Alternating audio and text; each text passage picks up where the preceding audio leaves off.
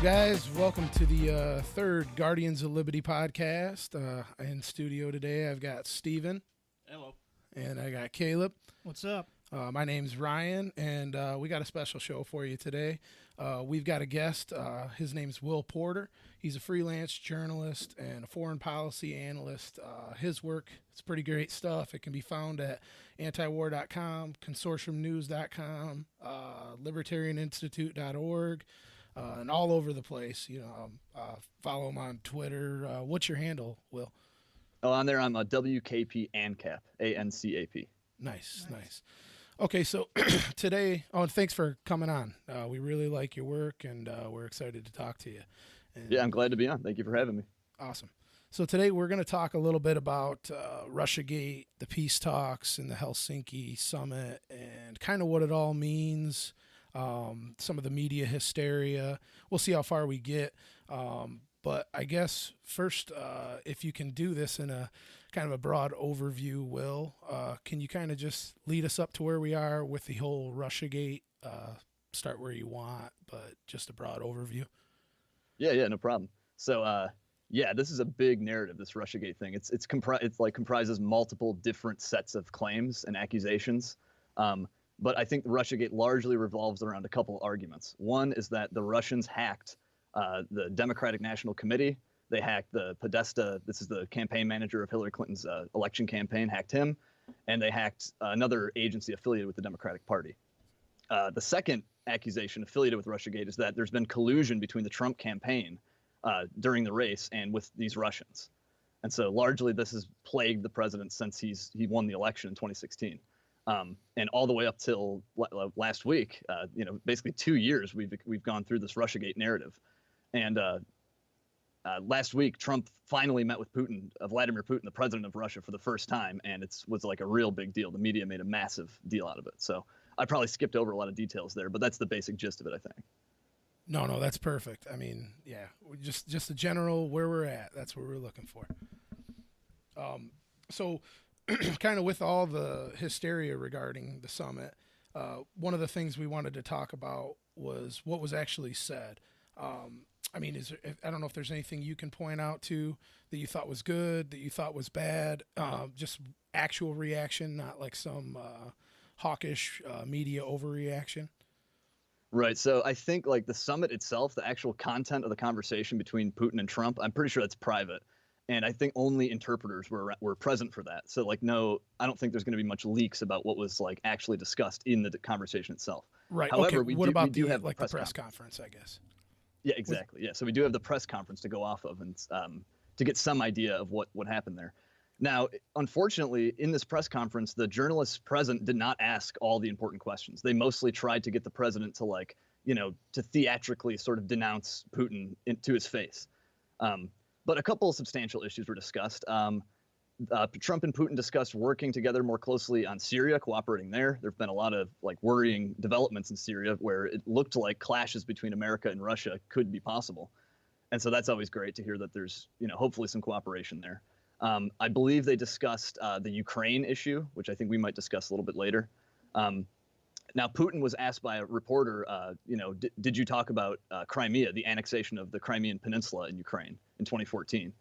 And Putin said, yes, we talked about this and we still disagree about it, but we're going to sort of try to move forward and work on this issue. And so I thought that was good. This is I think ultimately the overall takeaway of this is that there was some incremental improvement in relations between these two countries. So that's a good takeaway.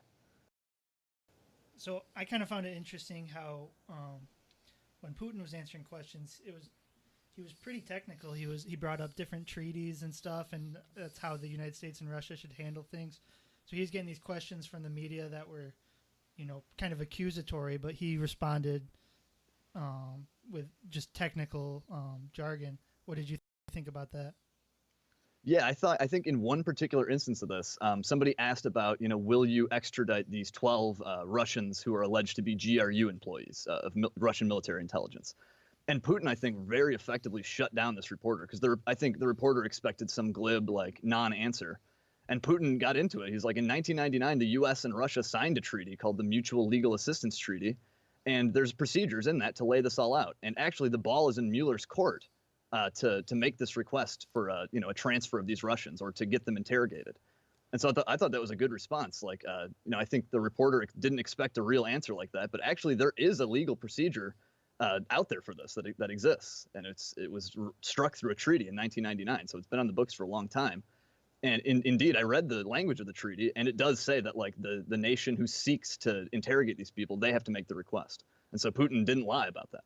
Yeah, it's awesome that you mentioned that, because I might as well ask now, but one of the questions I wanted to ask you a little later on was basically the Mueller probe versus Putin and the GRUs, and do you think he will? Because I feel like if he did extradite at least one of these guys, kind of like it's been mentioned before, he basically could call his hand, and then would they have to then expose all the basically all the intelligence that all the works of the investigation in the Mueller probe? Because if he just claims indicts them, he doesn't have to prove anything. Am I right?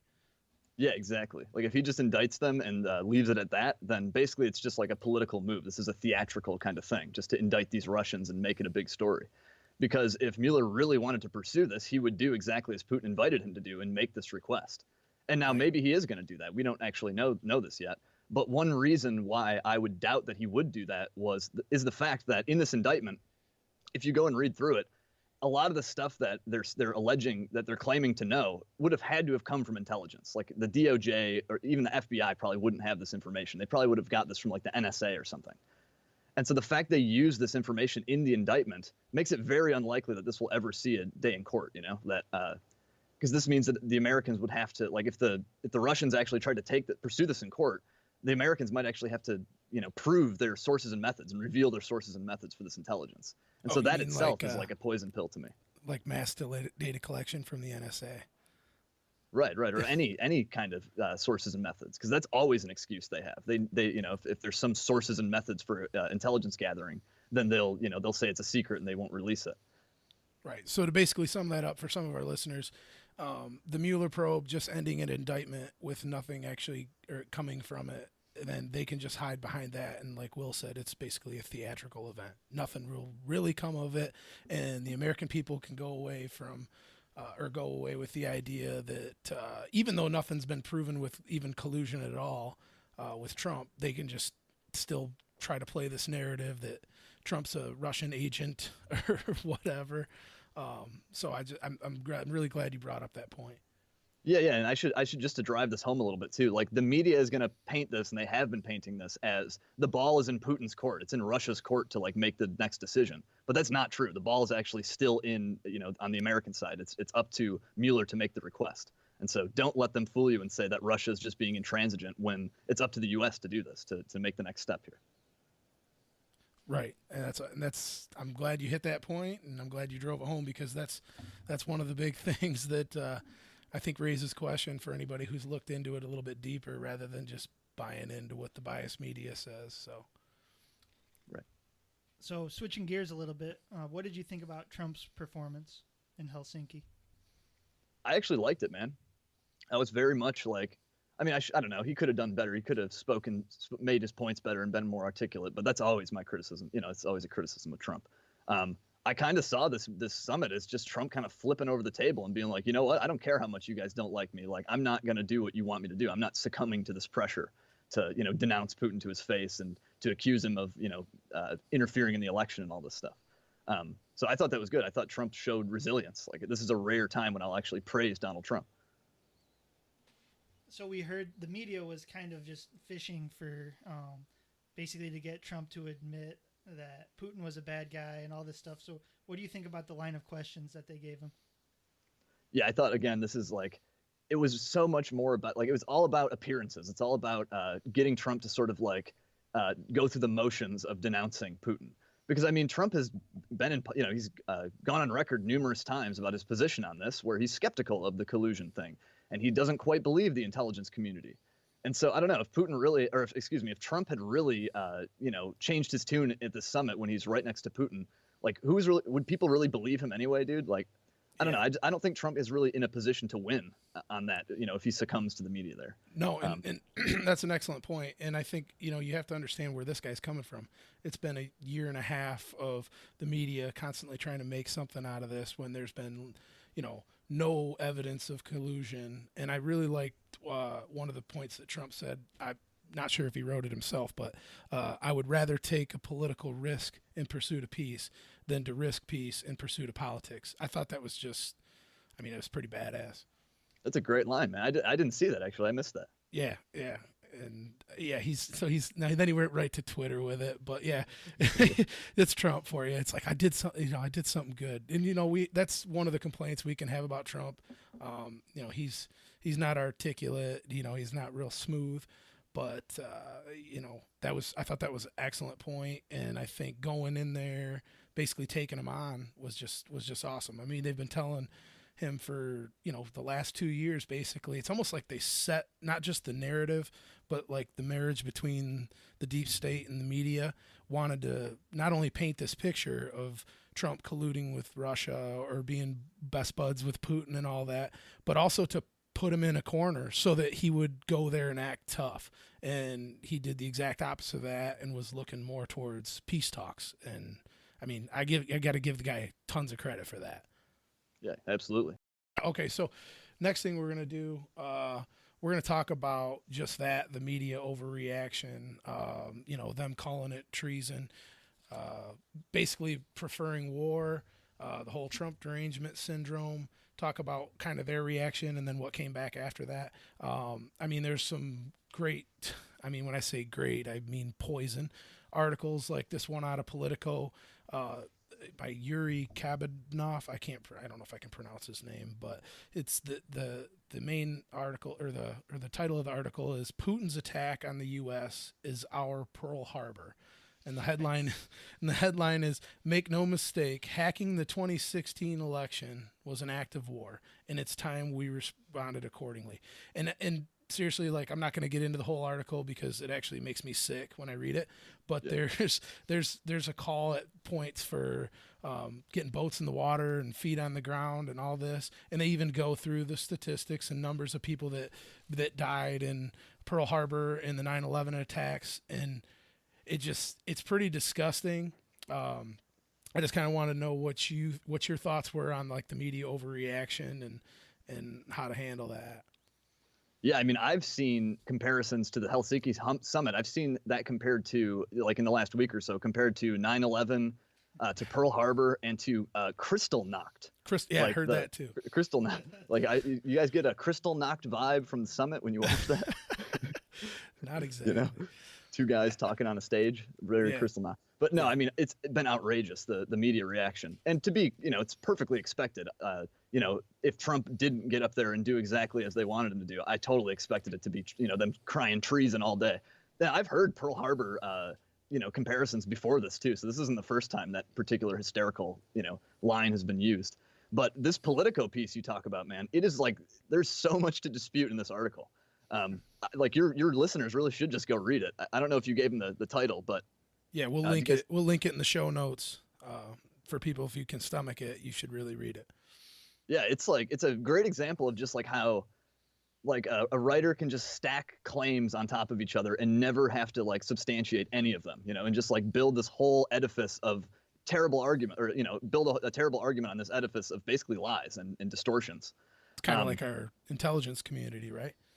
Yeah, completely. And I would say that in this whole Russiagate thing, it's been primarily the media and the intelligence community, who's behind pushing every war. All of American imperialism is pushed by, media and intelligence communities. So there's nothing different there. But I think Dave Smith made an excellent point on this. He said basically if all of the mainstream media, or 99% of them, were CIA plants, they wouldn't have displayed the news any differently. It would have been exactly the same. Yeah, no doubt. You'd not see a different outcome at all. But just one thing I'll dispute in this Politico piece, just because, like you said, we could spend all day on this thing. I found it funny how this guy, the author of the piece, says that Al-Qaeda underestimated us on 9/11. They didn't think we would strike back and all this stuff, which is just a perfect misunderstanding of Osama bin Laden and Al-Qaeda's strategy. The entire idea that bin Laden had in attacking the United States was not that 9/11 would make us withdraw. Precisely the opposite was that 9/11 would draw America into a costly war that later would make us leave the region, just like Osama bin Laden learned when he was fighting the Russians in Afghanistan in the 80s. And so that's like the exact wrong lesson that the author draws from this, that, he's just, it's clueless, but he just continues on. This is just part of his like grounding for the piece. This isn't even a major point he's making, but I just found that one. And beyond that, obviously, our retaliation hasn't worked out so well in Afghanistan and the rest of the Middle East. So, yeah, no doubt. One thing I found that was kind of wild about this was the kind of crying on Facebook from all these people about how Trump discredited our intelligence agencies. But thinking back, does anybody actually really trust our intelligence agencies? Even the people that are criticizing Trump now. Can you remember, like, when we found out about what the NSA was doing? Was there some sort of outcry from the leftist or anything like that? No, because Obama was president. Well, I mean, you can make the distinction here. I would say like the liberals and the progressives, no, there's no outcry from them whatsoever. Maybe like some of the real like radical leftists, the commies and stuff. Some of those guys are pretty anti-imperialist and they were anti-Obama plenty. But no, not like the centrist liberals and stuff. They're terrible. But I'm sorry, what was the question before that? I had something to say about that.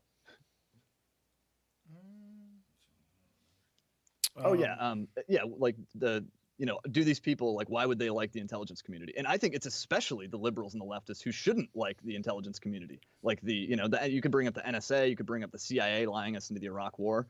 Or if you go back a little further, you could bring up the FBI being like, aside from the Ku Klux Klan, like the greatest enemy of the civil rights movement. And yet you have all these like social justice progressives like championing the FBI as like the paragon of virtue and honesty, when really they're like the professional Klan, like, enshrined into power, or at least at one point in history they were. Right. I just find that ironic.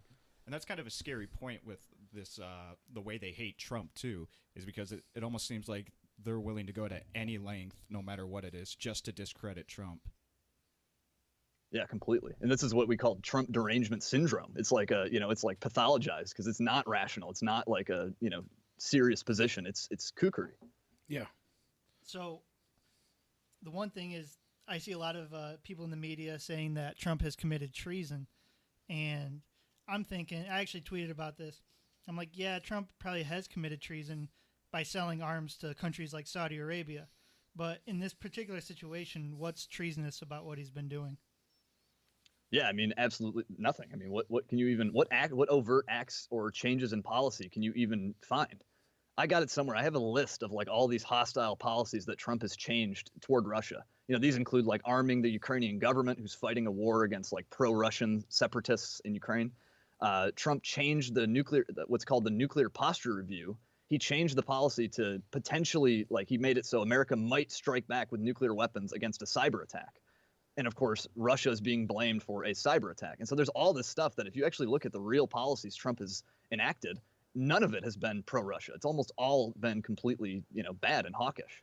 Right. It's just so like his rhetoric. Take what the left is saying, that, or literally the mainstream media, some kind of on both sides of the aisle, that Trump's a Russian agent. It's like he's pretty bad at it, or he's blatantly avoiding whatever his mission from the Kremlin is. Right, they did not pick a good guy. If he's their man, then he's not. There you go. Terrible. Maybe it was supposed to be Hillary. Right. Yeah. Maybe they thought by infiltrating the U.S. and getting some Facebook ads out there and some great memes that would actually help Hillary instead of Trump. But I don't know. Man, it is actually funny. I don't mean to get too much into the weeds here, but like there's an example, something that the resistance people are always citing against Trump. And apparently, or it's really Trump's son. Trump Jr. met with this like music publicist, Goldstone, who said that he might have some dirt on Hillary Clinton. But the dirt that he approached Trump Jr. with was to say that he might have stuff that proves Hillary was colluding with Russia. Right. So you see, like, that's completely, like, I don't know. It's like these people don't even know, they don't even understand their own accusations. Like, because that would refute their narrative. So I don't know. So while we're talking about ridiculous stuff, so it just came out recently that Trump is actually going to have Putin come to the White House this fall. And there's a ton of outrage on Twitter. And one of the things I found just crazy is people are worried that since Putin's going to be there, he can actually bug the White House. That's himself. crazy for a couple of reasons. Because first of all, if Trump is a Russian agent, there's no need to bug the White House. Right. Yeah. Again, so yet another inconsistency with their own narrative. Yep. I'm sorry, go on.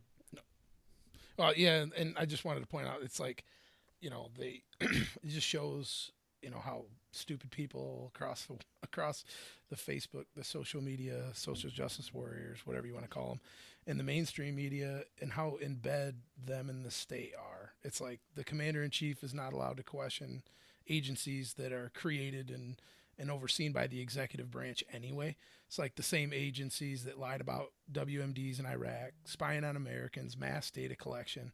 It's like the media is like, how dare Donald Trump talk with Putin about peace? How dare he question like the integrity of our intelligence community and all the honorable and trustworthy men that that have led those agencies and seeking truth and transparency, like James Clapper and John Brennan and Mike Pompeo and George H.W. and just guys like, it's just, to me, it's just asinine. Yeah, I mean, the double standards are just outrageous. Like, I've seen people like pining for the return of George W. Bush. Like, he was so great. But just to jump back real quick to the White House thing, Vladimir Putin's been in the White House before. It's not. He's never. Like, people are acting like. Oh my God, he has. Yeah, it's already bugged, man. There's already bugs in the White House. I'm moving to Canada. But yeah, he's been here numerous times on, I believe, like there's different layers, there's different tiers of visits. Like there's a full-fledged state visit, and then there's working visits, and then there's private visits and stuff. And I'm not sure if Russia's ever been here for a state visit, or if they have in the last several decades. But Putin's definitely been in the White House before. Does Putin golf? I don't know, man. Is golf a Russian thing? Because if he doesn't, I want to see Putin and Trump. And if Putin is like the if he's the one in control of that relationship, like everybody wants to believe, are we going to get to see him and Trump riding around like shirtless, horseback, and shooting stuff? That'd be just, everybody be cranking out memes like left and right. That'd be so awesome. I want to see a football match, or I should say a soccer match between the two. Oh God. What on what? Football. Football. Okay, so the other thing when we're talking about the media and the overreaction, how do you feel like this is really comparable to like the lead up to Iraq War II?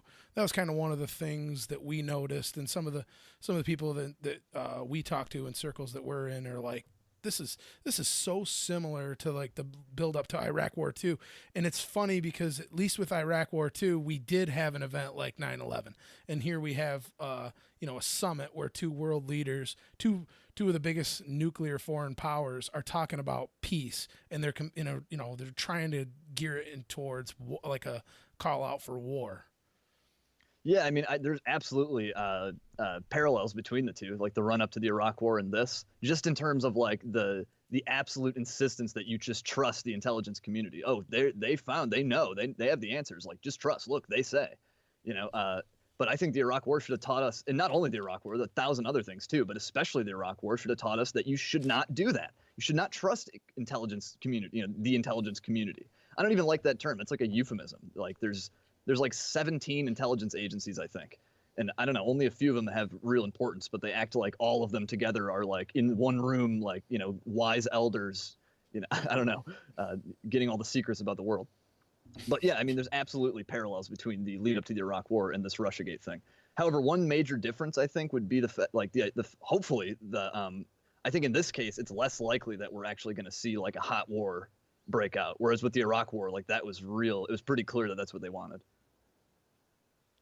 But there has been those comparisons. I've seen people say like this, the way the media acting is like exactly like it was leading up to Iraq. So is there any threat of this actually turning into the war? Or?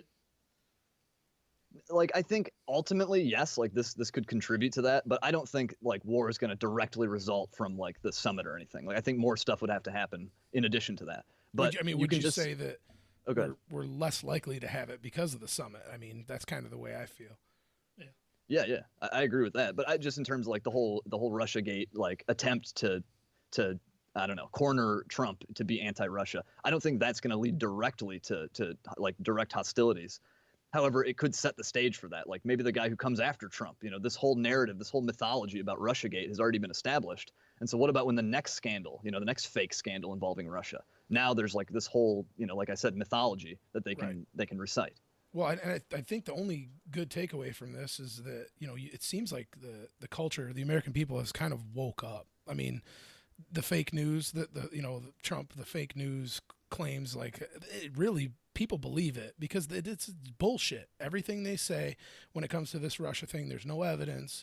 It's like they've been trying to build up this huge story for so long, and now it's culminated, and here they meet. And there was one article, a guy said basically the conspiracy theory of Trump and Russian collusion is now looking very real. And it's like, well, dude, you just called it a conspiracy theory. So I don't know.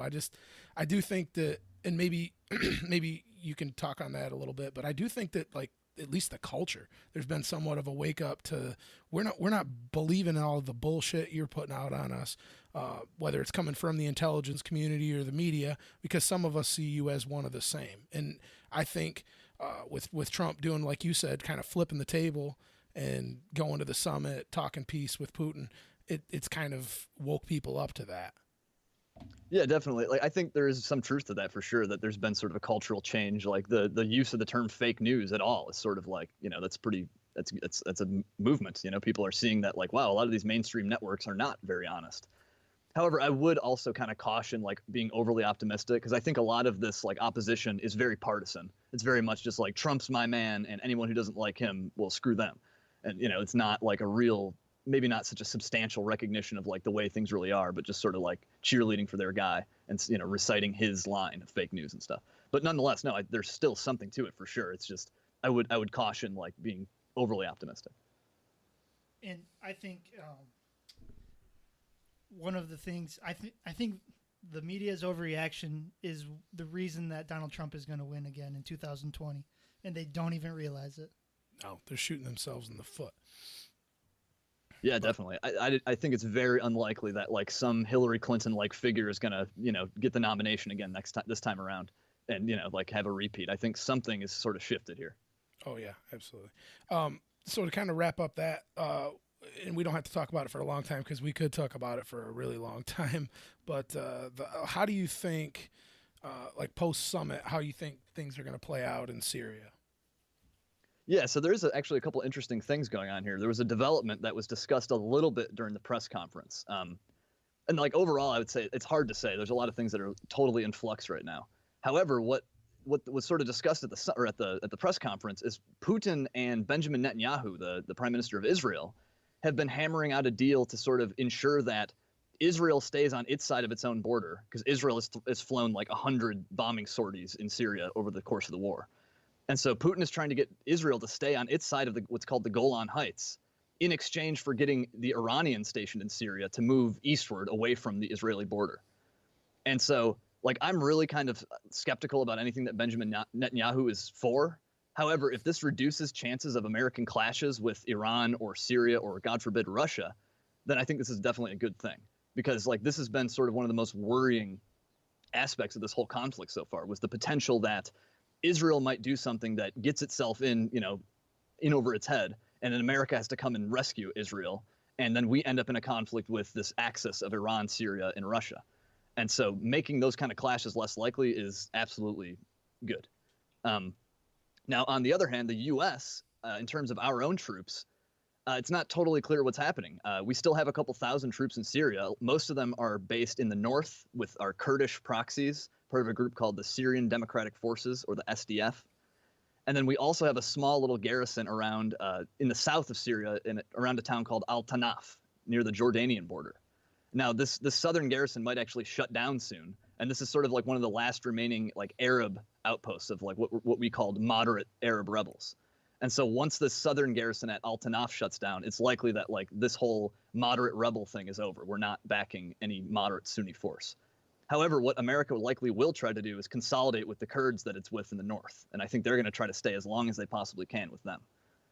Yeah, I'd heard on on the Libertarian Institute that Scott Horton was talking to Elijah Magnier, and basically the proposal was that basically to Assad was, we'll pull out, we'll get out of here from Al Tanf, and if as long as basically you guarantee Iranians get out of Syria or something like that.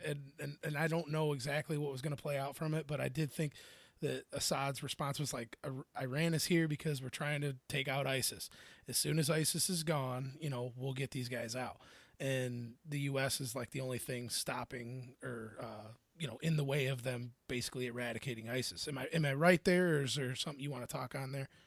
No, like the way you just characterize Assad's position that like Iran is here helping us fight the jihadists that you guys like backed and armed and trained and all this stuff. We don't have to get all into that, but the U.S. and the West absolutely helped to foment the rise of these groups. Arar al-Sham, Jabhat al-Nusra, Hayat Tahrir al-Sham, all these, crazy jihadi groups. You're absolutely correct to paint Assad's position as like, Iran's only here because of what you guys did. However, I think Assad also will be happy to keep Israel out of his territory. They've bombed over 100 times in Syrian territory. Now, most of those bombing raids have been against what Israel says is Hezbollah, like arms convoys and arms caches and stuff. But I think they kind of use it to hit Assad a little bit too, and they use it to stymie Assad's progress against the rebels and his enemies. So I think Assad, while he has a point if he's to say like Iran's only here for these reasons, but I think he also has an incentive to accept this agreement because he doesn't want Israel bombing his stuff anymore.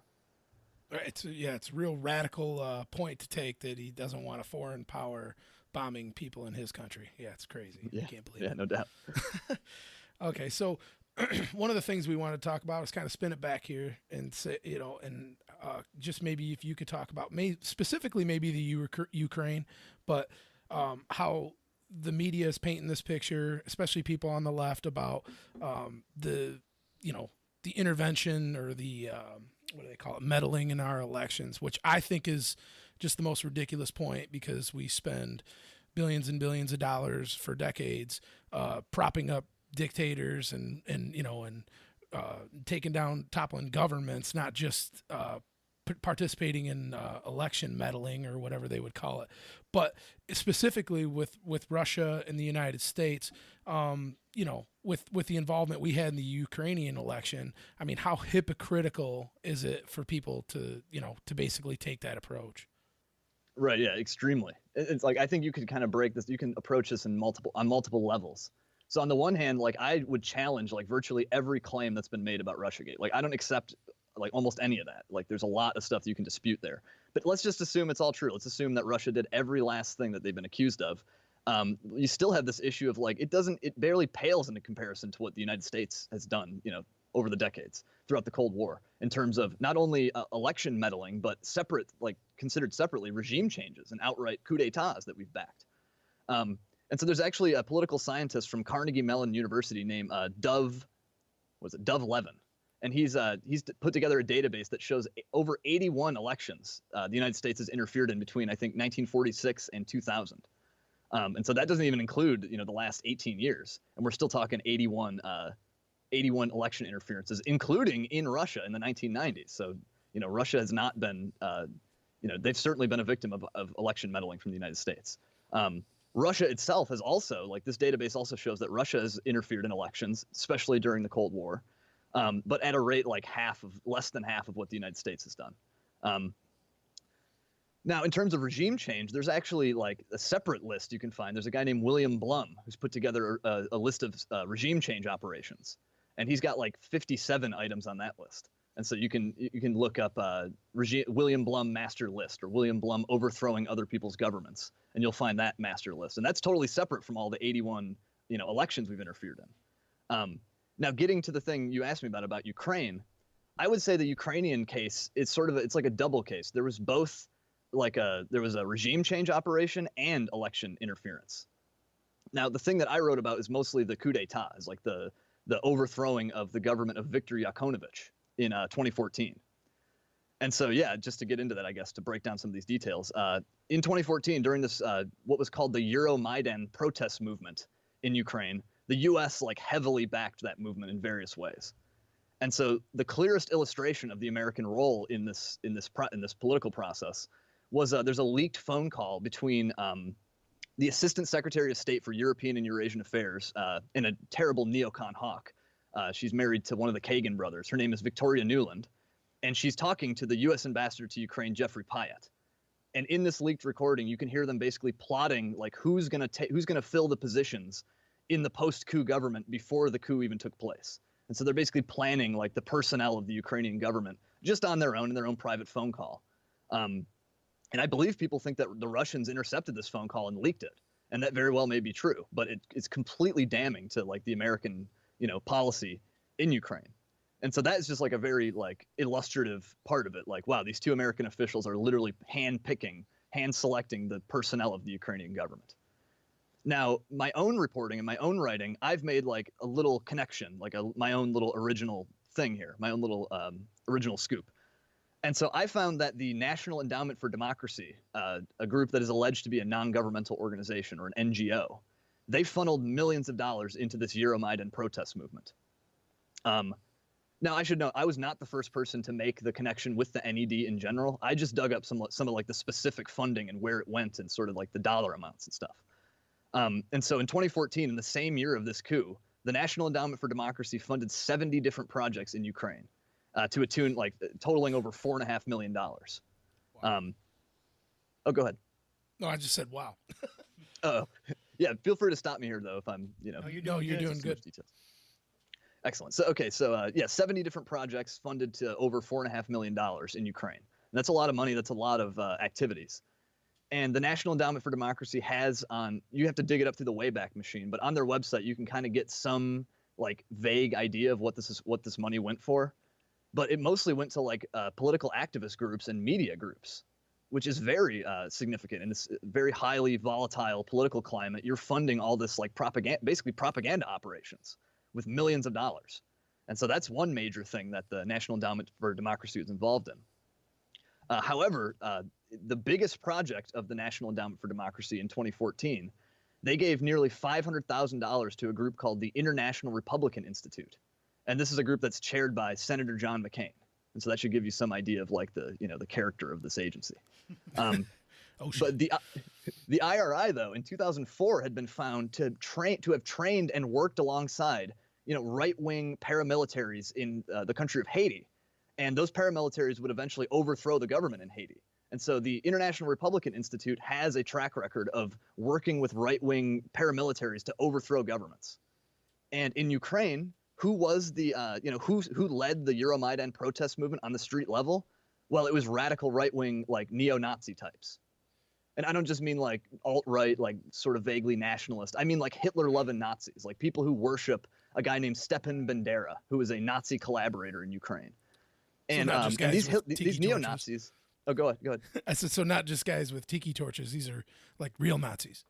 Right, straight up real Hitler-loving Nazis who want a ethnically clean Ukraine and say this kind of stuff. In fact, one of the guys who's a leader of this protest movement, Andrew Paraby, he was the founder of a party called the Social Nationalist Party, which sounds familiar to me. I feel like I've heard something like that. Switch around the words a little. Yeah. This guy, though, was made the Secretary of National Defense after the coup. And so this is not just like some fringe figure. Like the neo-Nazis had a prominent role in this coup. And here's who I believe the International Republican Institute, who is funded by the National Endowment for Democracy, here's who I think they were working with, is these Nazi guys. And I should also note, I left this out, these groups claim to be NGOs, but they get all of their money from the State Department, like all of it. If you go look at their financial records, they're not even nominally private. They're basically carrying out American policies with American tax dollars. Yeah, but if they call themselves non-government, then that means they're non-government, Will. Don't you know that?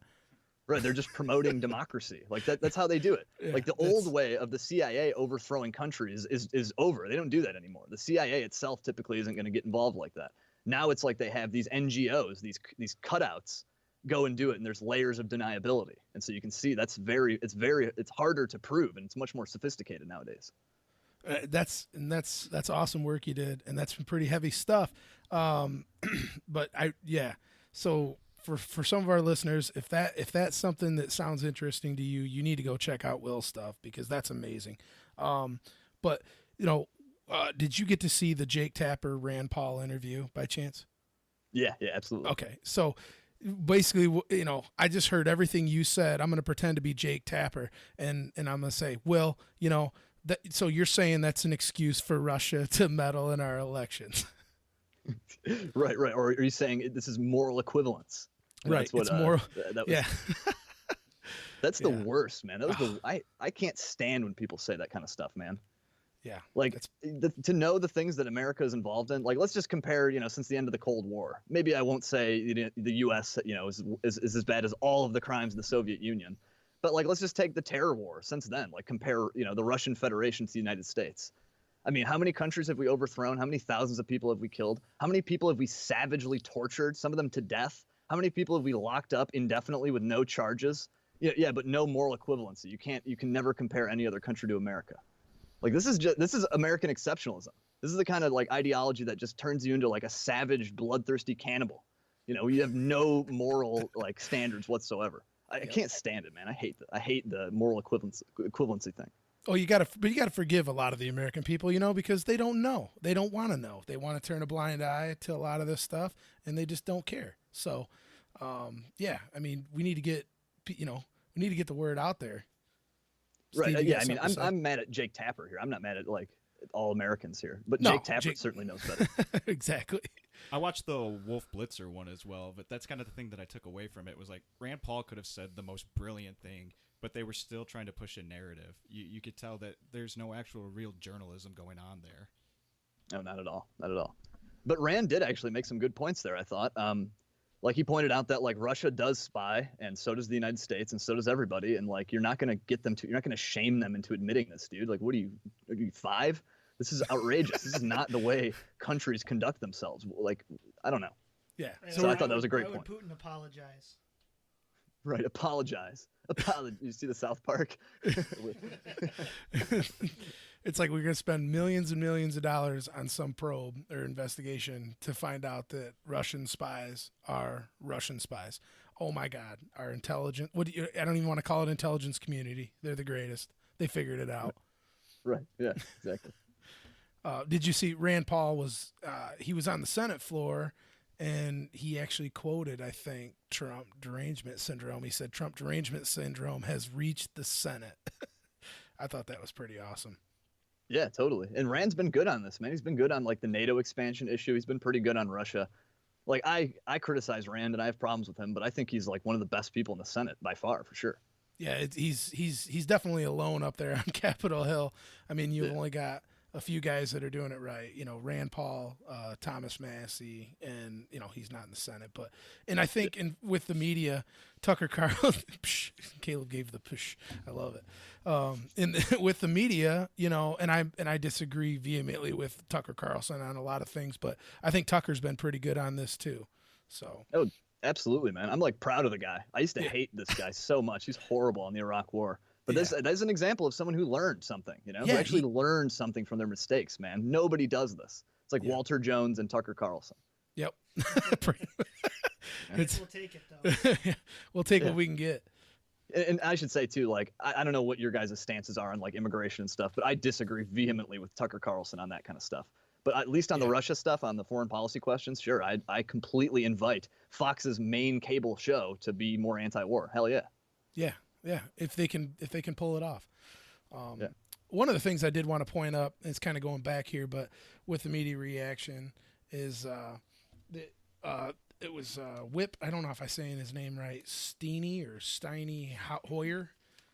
Oh yeah. It doesn't matter. He's a Democrat from Maryland, so he said it is the duty of every patriot who loves their country to stand up and speak out against this dangerous and dishonest behavior. Like, come on, dude, really? Like, as you chastise the president for standing up against like dangerous and dishonest behavior by the CIA, FBI, mainstream media, the DNC, partisan hacks, people that have been involved in Russiagate and the investigation since Jump Street. They're all on this witch hunt to try and prove collusion between the Trump campaign and the Russian spies, all of which have led to like zero evidence of the fact.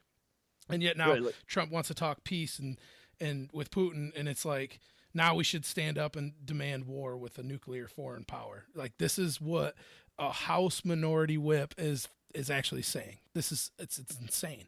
Right, like this is the great moral issue of our time, that we have to be more hawkish toward Russia. Like this is the hill he's going to die on, is like Yeah. being more a Democrat too. It's crazy. Like Uh, they've very much like taken on this very McCarthyite like air to them.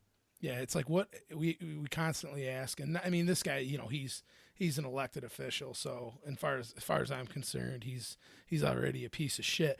But I mean, it's I'm sorry. So now you know where I stand on a lot of things, but it's what happened to the anti-war left, I guess, not just people that hold political office, but just in general. Yeah, I mean, I think like the anti-war movement, the response to the Bush's invasion of Iraq, I think that was kind of like a weird like anomaly. Like that was a lot of like you had the typical radical leftists who are always good on the war questions, and then they happened to align with the partisans who were like, yeah, we don't like Bush, screw Bush. And so then you had this real like confluence of these two left-wing groups, and it looked like, wow, the left is very got its stuff together to be anti-war. But that was a weird like outlier, like that was all partisan stuff. Yeah, it's all part. Except it for was the Bush derangement syndrome, and now Right, exactly. now that we've got Trump, they hate him so much worse. So it's like whatever they can go for. But dude, the standards though have dropped so much, man. Like if you like, dude, Salon and Slate and stuff during the Iraq War, they did great work. They did great journalism. There's a lot of really good liberal writers out there who like really covered it. It wasn't really like derangement syndrome. It was like real criticism. Like this Bush was horrible. But now with Trump, it's just like invented nonsense. There's plenty of stuff to criticize Trump about. There's a real radical left out there that does still criticize him on stuff that that we criticize him on. But yeah, the centrists just are useless. Absolutely. One of the last things we wanted to talk about was the involvement with NATO and how Trump mentioned Montenegro could start World War III. Caleb, did you want to talk on that a little bit? Yeah, I don't have the quote out in front of me, but one of the most famous quotes leading up to World War One was when who was the chancellor from Germany? What was his name? Anyways, he said if World War One was going to happen, it was going to be because of something that happened in the Balkans, and it's funny that Trump brings that up because that very well could happen again because of the way something like NATO is set up. The United States is forced to defend all these countries with our military if they're to get into an altercation with Russia. Right, exactly. That's what you're referring to there is Article 5 of the NATO document that basically commits all member states of NATO, the North Atlantic Treaty Organization, commits them all to treat any attack on any member state as if it was an attack on themselves. And so everyone has to mobilize in response. Now, the thing you're talking about with Trump in Montenegro, he kind of like shot himself in the foot with this one just by like not articulating it very well. He made it seem like a personal insult against Montenegrins. Like those are aggressive people and they're like going to start a war or something because they're personally aggressive. Yeah, he said, but like Montenegro is a tiny country with very strong people. Very strong. They're a 10. Very large hands. Strength level is a 10. Exactly. But like concealed beneath that like bumbling kind of critique was like a good point in that the idea that the United States should commit itself to defending countries that could not even conceivably help us if the tables were turned, that's outrageous. Like this is a completely one-sided thing. Montenegro is never going to help the United States if we're attacked by anybody. They can't even. What are they going to do? Give us like one unit of 10 guys or something, or one tank? There's really not much they can contribute to that. However, what being part of this alliance does do is it may embolden these smaller countries who typically wouldn't, have the boldness to stand up to their neighbors and maybe be aggressive. It might embolden those smaller countries to, act too big for their britches and get us involved in something like that. And so that's exactly like Rand Paul made the same point. And Trump tries to make the point, but he screws it up, man. He always robs himself of a great point he could have made. Was Montenegro was their delegate the one that Trump pushed a few months back? That was like a year ago. I forget. I think it was. So this is all coming full circle. Yeah, he shoved him out of the way, and now he's like, they're very aggressive people. They make it very aggressive. I think you're because I pushed him out of the way. That's hilarious. Yeah.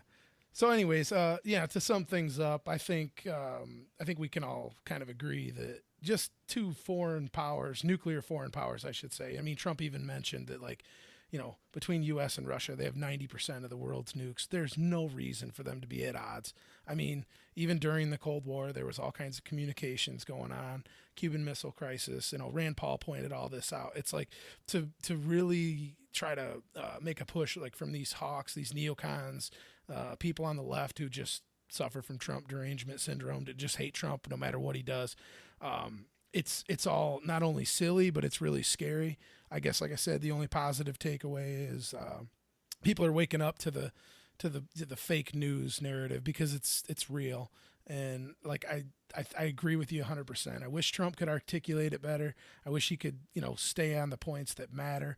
But at the end of the day, I think you got to give him a lot of credit for what he's done here. So.